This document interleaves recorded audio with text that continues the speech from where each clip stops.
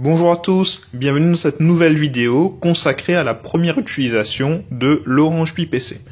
Donc je vais vous lister dans cette vidéo les différents composants nécessaires pour la première utilisation de l'Orange Pi PC. Alors, premier composant nécessaire, tout simplement une souris. Donc une souris que je connecte en port USB. Donc on le voit ici. Un clavier connecté également en port USB.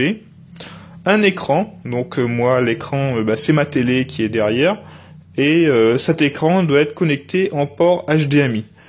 J'attire votre attention sur ce détail parce qu'en fait je me suis dit au départ que j'allais connecter ce Orange Pi PC sur mon écran ordinateur.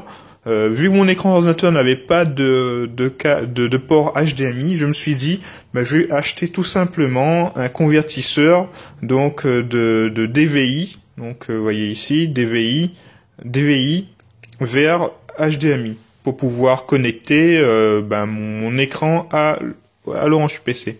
Et ça a jamais fonctionné. Ça n'a jamais fonctionné parce qu'en fait, il doit y avoir certainement un conflit soit matériel entre ce convertisseur et l'Orange PC, soit tout simplement une configuration à faire au niveau du système d'exploitation qui se trouve sur l'Orange Pi PC pour que ça fonctionne. Donc pour simplifier, moi cette vidéo, j'ai utilisé mon écran télé, ça a fonctionné dès le premier coup. Je vous invite à faire pareil pour vérifier que ça fonctionne bien. Autre composant nécessaire, c'est l'alimentation. Donc au niveau de l'alimentation, pareil, j'avais fait l'erreur au départ de me dire j'ai beaucoup de chargeurs chez moi dans les différents appareils électriques. J'en trouverai bien un qui va fonctionner dans l'Orange Pi PC. C'était un peu une erreur parce qu'en fait, vous voyez, pour cet Orange Pi PC, il faut bien respecter au niveau électrique que ça fasse 5 volts. Donc moi, avec ce chargeur universel que j'ai acheté, je peux le modifier ici et qu'il fasse une tension un ampérage de 1500 milliampères ou au minimum. L'idéal serait d'avoir du 2 ampères. Donc ça c'est le premier point pour l'alimentation. Le second point, c'est vérifier l'embout que vous allez utiliser pour connecter à l'Orange Pi PC. L'embout, pour ceux qui ont une boîte avec les références marquées dessus, vérifiez que vous avez du 1,7 fois 3,5. Et là, vous serez assuré que ça va se connecter dans l'Orange Pi PC. Sinon, si vous voulez mesurer chez vous avec une règle, ce que vous pouvez faire, c'est mesurer donc la largeur, le diamètre, on va dire, de l'embout. S'il fait 4 mm et que à l'intérieur le trou qui se trouve à l'intérieur de l'embout fait 3 mm, alors normalement il devrait pouvoir fonctionner et donc entrer dans l'Orange Pi PC. Voilà. Donc si une fois que vous avez connecté tout ça, ce que vous pouvez faire, c'est dans un premier temps brancher l'Orange Pi PC. Cette connexion, ça va vous servir à quoi? Ça va vous servir à vérifier que l'Orange Pi PC est bien en état de fonctionnement, qu'il a bien supporté le voyage entre la Chine et chez vous. Donc là, les voyants, les LED qui sont sur le port Ethernet restent allumés. Ça veut dire que l'Orange Pi PC est fonctionnel. Donc ça veut dire que c'est bon. Maintenant, ce qu'on va faire, c'est je vais débrancher la prise électrique. Voilà, et ça va s'éteindre. Le dernier composant nécessaire pour l'Orange Pi PC, ça va être la carte SD. Donc la carte SD, élément très important. Pourquoi? Car ça va être en fait le disque dur de votre Orange Pi PC.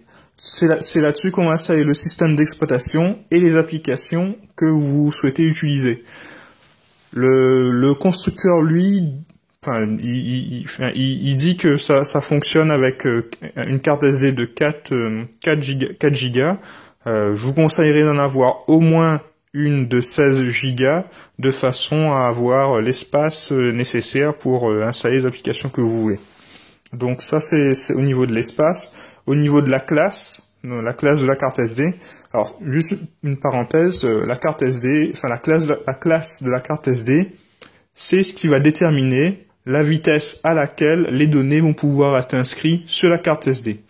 Donc idéalement, si vous devez en acheter une, acheter une en classe 10, ça vous permettra d'avoir une bonne fluidité de lecture-écriture des données qui sont sur votre carte SD.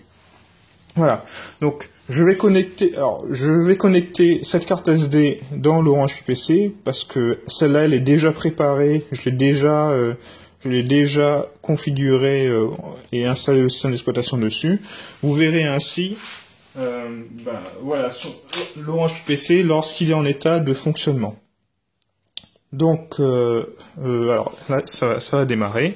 Alors là, ce que vous voyez, c'est que au moins là, lorsque l'Orange UPC fonctionne, il y a une LED rouge qui s'affiche ici. Donc ça veut dire que le système d'exploitation est en cours de démarrage ou en cours d'exécution. Donc là, vous voyez sur mon écran les instructions Linux qui sont en train d'être exécutées.